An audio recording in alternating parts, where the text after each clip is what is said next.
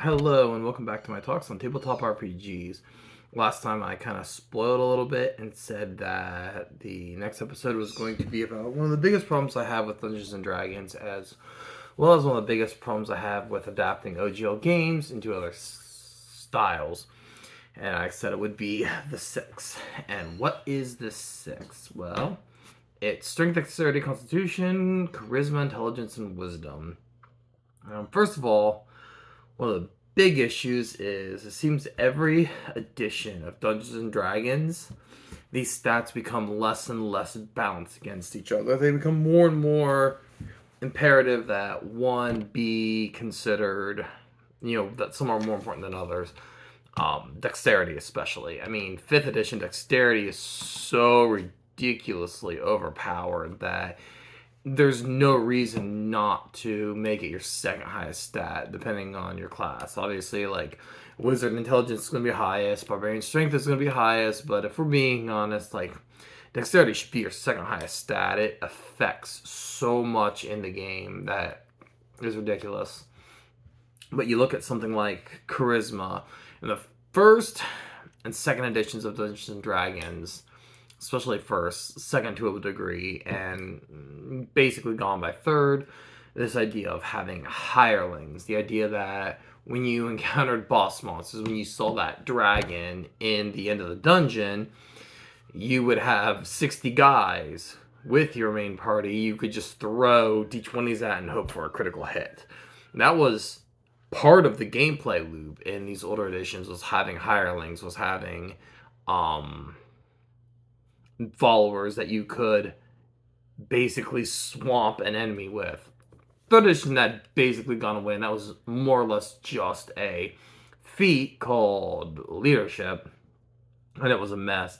And honestly, I'm okay with it being gone. I particularly didn't care for that system in these older editions, but it has meant that charisma is now third and fourth edition the most useless stat. There was no reason to invest in charisma unless you were a bard or a sorcerer, or whichever weird ass classes use charisma. But unless it was the stat that affected your class abilities or spell casting, you had no reason to invest in it. And now, 5th edition has made that intelligence. Intelligence is useless. I mean, hell, even as far as classes go, there's only 2 classes that use it versus at least 3 that use charisma. Like in the old, 3rd edition, intelligence gave you extra skill points, which was nice. It gave you a reason to not dump intelligence because, you can make your character a little more versatile. 4th edition, they actually empowered intelligence a little bit by making it this thing that, increased both your reflex saving throws. Sorry, 4th edition, reflex defenses, because saving throw was a different thing. Your reflex defenses as well as your armor class, which was weird, but, and if I understand what 4th edition was trying to do. At 5th edition, you don't even get extra skill ranks for having a high intelligence, which is one of the first things I would absolutely house roll in 5th edition. Was you get a couple extra skill or item or tool proficiencies with higher intelligence, but and strength is the same. Considering that in 5th edition, every single finesse weapon uses dexterity for damage, there's almost no reason, unless you're a barbarian, to build a strength-based character, because your damage output isn't really hurt, because if you're using a rapier in 3rd edition, if you're using a rapier, you could get weapon finesse, and you could add your dexterity to your hit roll, to your accuracy, but that wouldn't affect damage. You would still be holding the same. So you could make a rogue that had a high dexterity and you give them weapon finesse and a rapier, but a fighter using a d6 weapon would still outclass the rogues, or a strength-based character using a d6 weapon would still outclass the dexterity character using a d6 in damage. It was nice because, like I said, dexterity does so much. It's your reflex saving throws, it's your AC, it's your initiative. About half the skills are dexterity based. Sorry, I need water. My um, bronchitis is kicking in a little bit right now, and it makes my throat kind of dry. Anyway, so you have this um issue like and then you take those 6 stats and people try to like the OGL third edition OGLs was bad. Like every flipping game world had a OGL game to it. Rokugan had one, and Aberrant had one, and I don't think Shadowrun did. Gamma World had one, and the problem is, so I'll show you, and to adapt these two worlds that are so radically different from each other that I think it really brings up the point I'm trying to make, and that is Faerun versus the Inner Sphere, Dungeons and Dragons versus BattleTech. So you look at something like BattleTech, and having, so in Dungeons and Dragons, being able to carry heavy, lots and lots of gear across miles, and surviving on old meat and stagnant water are part of the thing because you're traveling in this fantasy world across long distances.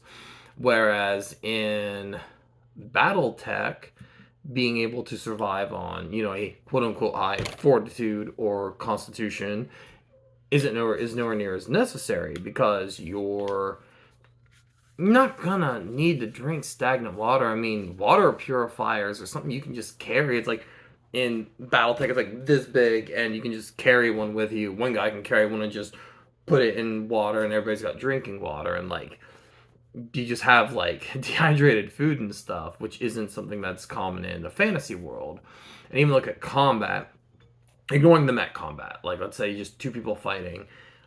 In Dungeons and Dragons, the core of combat is bapping somebody with a sharpened bit of metal, which dexterity rule, finesse weapon rule aside, more or less is a strength thing. A sword is a force multiplier. It multiplies your strength, but you still use strength when using a sword or a mace or a hammer or an axe. But like, you're really not doing a lot of that in a world like MechWarrior, where if two humans are fighting, they're probably ducking behind cover and firing at each other with laser fire. So like, being strong isn't as necessary, And in a world like Dungeons and Dragons, if you're going to be assassinated, they're probably going to use poison. So being hardy is better. Whereas in a world like BattleTech, they're probably just going to fire like a sniper rifle at you, and being hardy helps, but it's not the same as being poison. So you take strength and constitution. If I'm not mistaken, BattleTech, yeah, they have one stat of body, which is strength and constitution kind of put together, which works because being strong and hardy isn't as important as being, say, because they have intuition and learning as two intelligence-based skills, like knowing about machinery and how to repair things, computers, and things like that is a far more important thing in a world like BattleTech. Like, specifically knowing computers and vehicle engineering and spaceship engineering and weapon engineering are all very radically different skills, whereas in a world like D&D, that's not really necessary. You just really have like a science, maybe one or two science skills. So being smart is something that's more important in a world like BattleTech than being hardy is something that's more important in a world like Dungeons and Dragons. So if you were to adapt D&D, the OGL, even the 5th edition OGL into a BattleTech world, those 6 stats are going to radically alter in their importance. And honestly, dexterity is probably just going to become even more powerful because of the usage of beam weapon fire, pulse rifles and auto cannons, things like that. And even I would argue charisma would be a little more useful, because in D&D, like, yeah, you might have to talk to a town, might have to butter the palm of a town guard, but in a world like BattleTech, which is heavily based on the politics of the inner sphere, dealing with bureaucratic red tape is much more of the gameplay loop than it is in, say, Dungeons and Dragons. And I see people talk about, like, oh, you want to make an intrigue game out of D&D, which it was never meant to do that. And so the way skills function, the way skills are laid out, the way your stats are laid out, the way your abilities are laid out is not meant to reflect a game about bureaucratic red tape versus a game like BattleTech. Yeah, the kittens are fighting, I think. I don't know. But versus a game like BattleTech, where having bureaucracy and streetwise are both very, very important and distinctly separate skills. The ability to deal with, government red tape, and the ability to grease some palms to get a black market, pulse grenade are far different skills. I remember, and this game almost deserves its own review, and I might actually review it at some point. WWE Know Your Role, which was a WWE OGL role-playing game. So, you've got your 6 core stats, okay?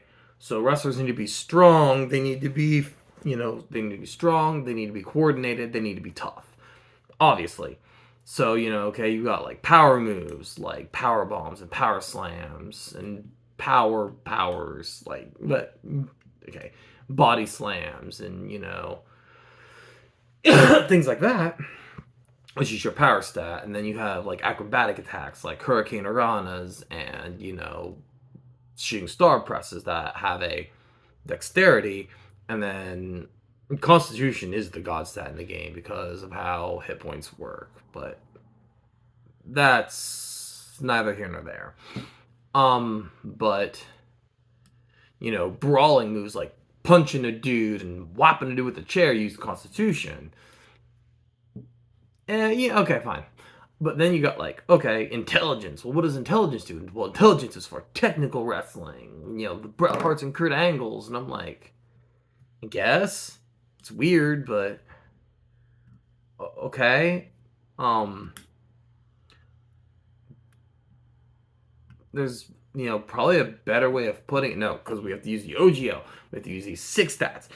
And so intelligence has to do something. And then savvy moves like low blows and pulling the tights or charisma. Not really.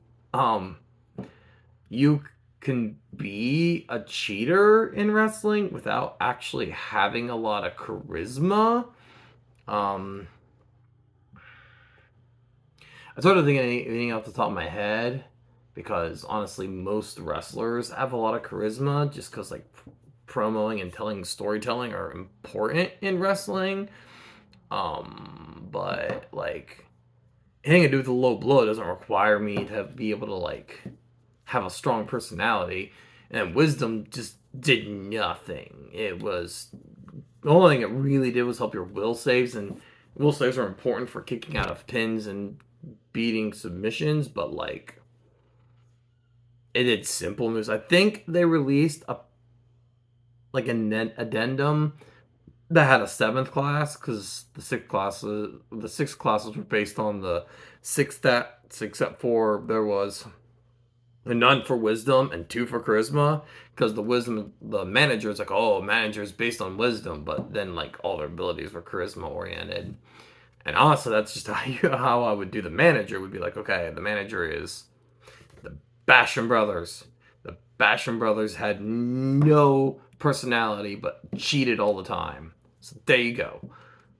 I would argue the Bella Twins, but that's a discussion for what the wrestling. But yeah, so like, I think they added one that had a 7th like submission wrestler that used wisdom, which honestly is just dumb to try to shoehorn those 6 stats into a wrestling game, because I don't mean this to sound as insulting as it's probably going to sound.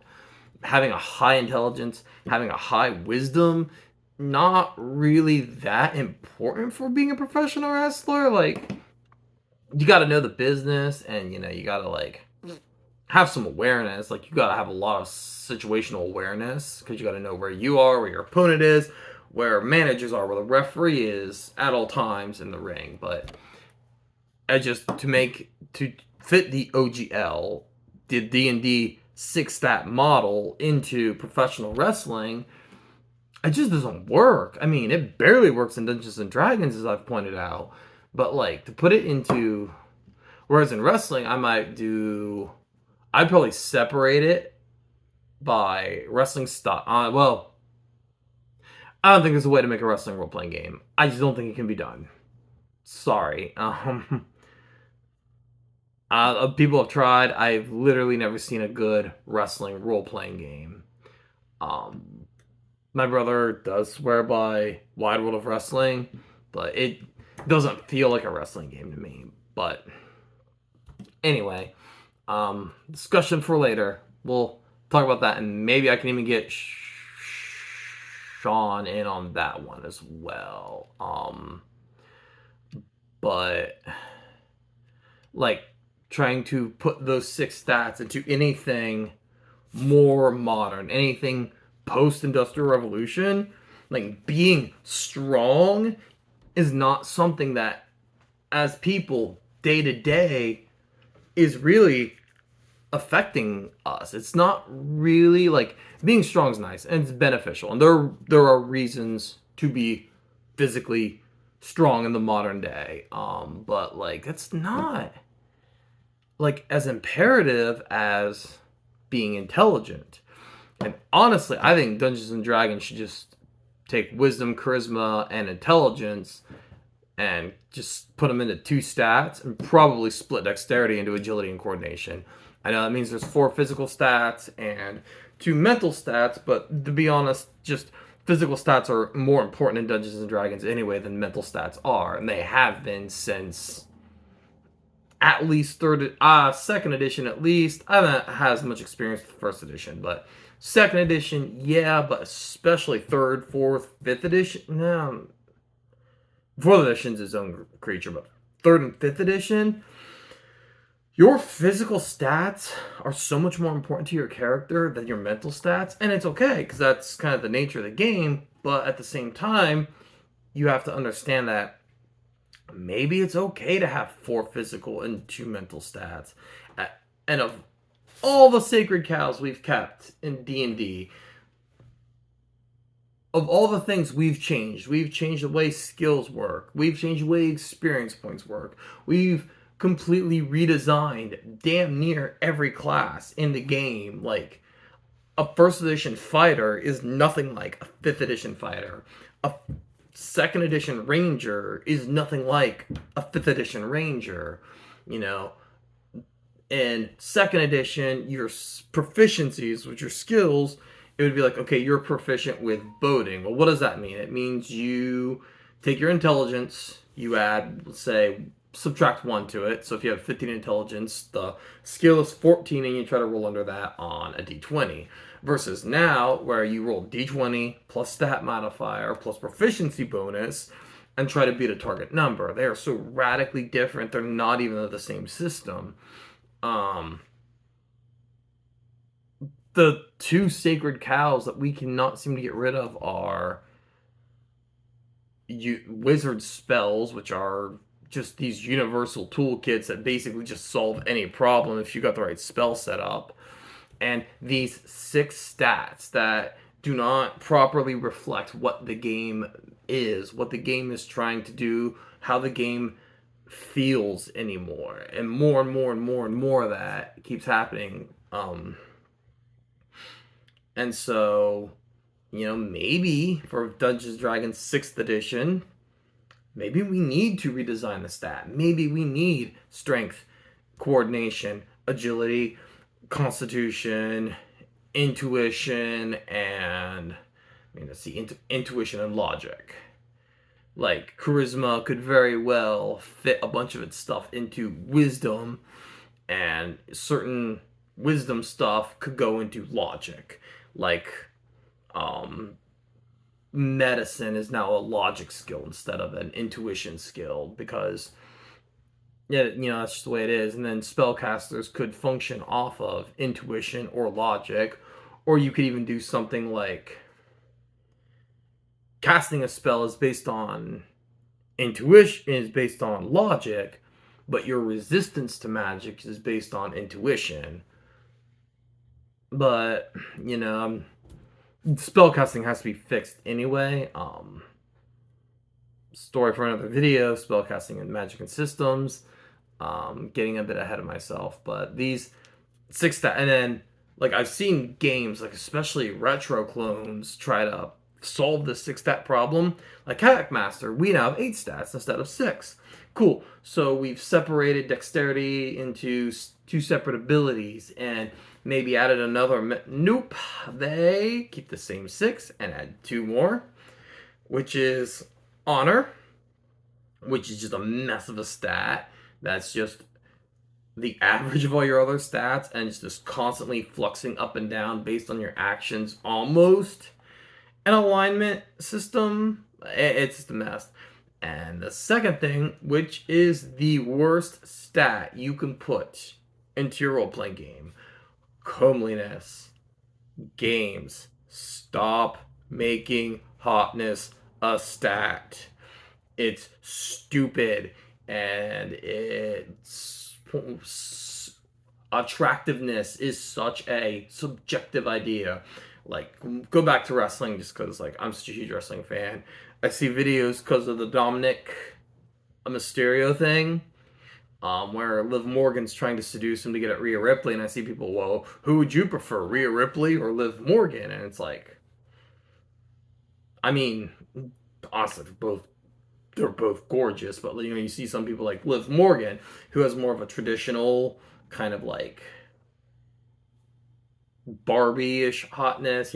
She's blonde, and she wears the tight revealing clothing and all that stuff. And then Rhea Ripley's got kind of more of a alt girl punk rock thing with the dark short hair and wearing like the leather, and it is entirely personal preference.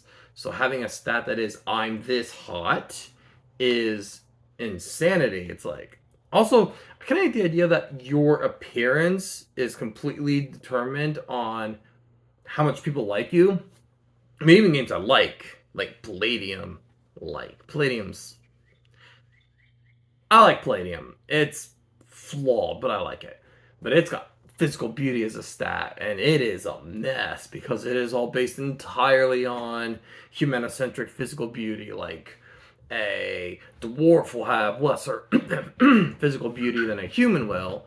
Okay, why? I'm pretty sure dwarves find other dwarves hot. Like, or as soon as they encounter other races, I mean, I guess if dwarves are gonna find other dwarves hot, like, it just doesn't make sense. And so having like a comeliness stat is, first of all, it's so much on you, the writer's opinion. Like, okay, I think elves are hot. Well, sure, maybe you think elves are hot, but what if I think dwarves are hot?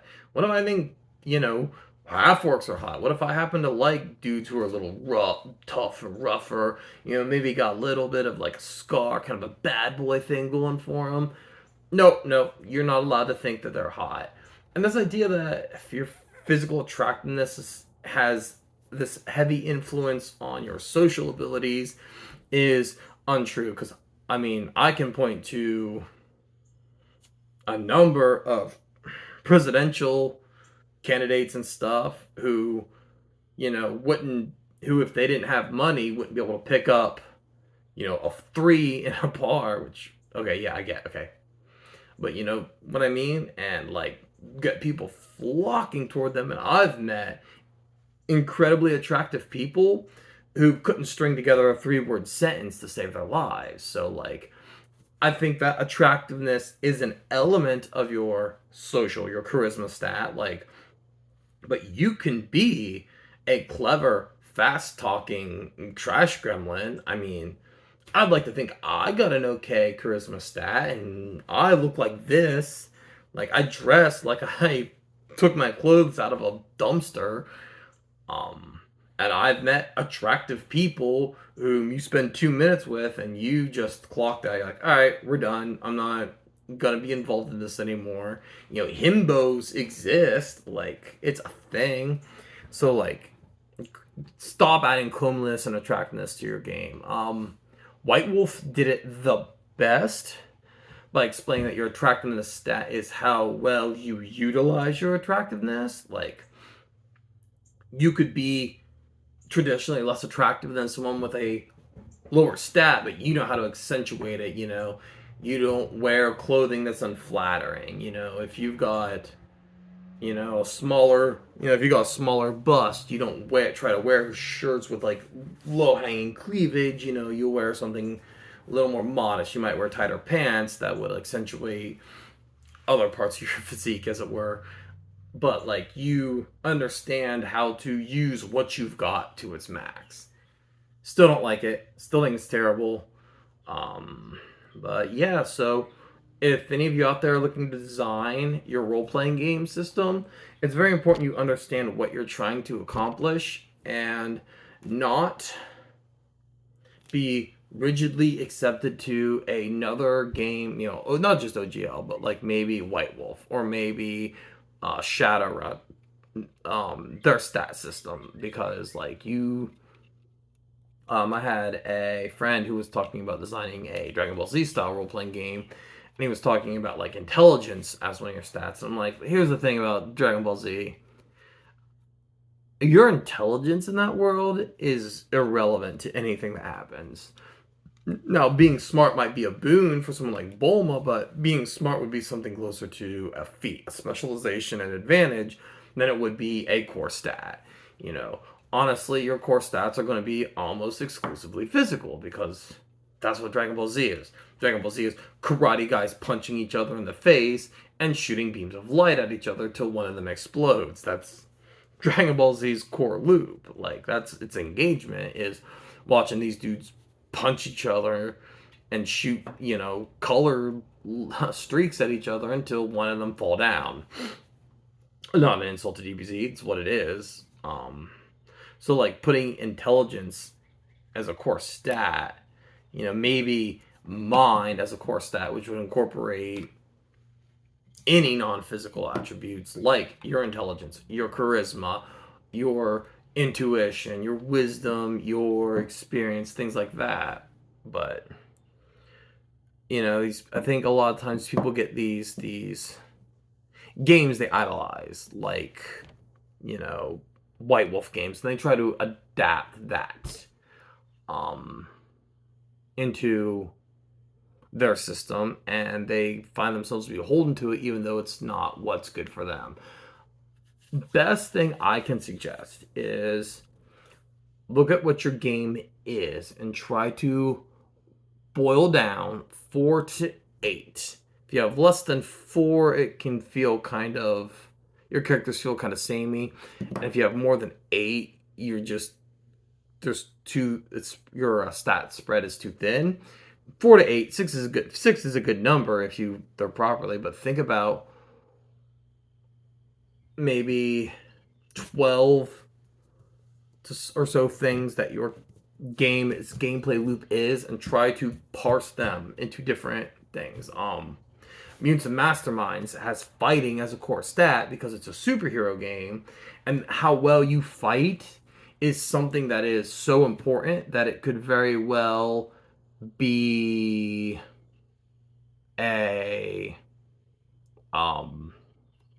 its own thing. I just kind of like it. I think it's a good thing. But that's it. So I guess this is, depending on what you comment. Sage and I will next time. I don't know what I'm going to discuss, but I'm think of a topic, record it, and then I will see you guys next time for my random boring rants about tabletop games. Goodbye.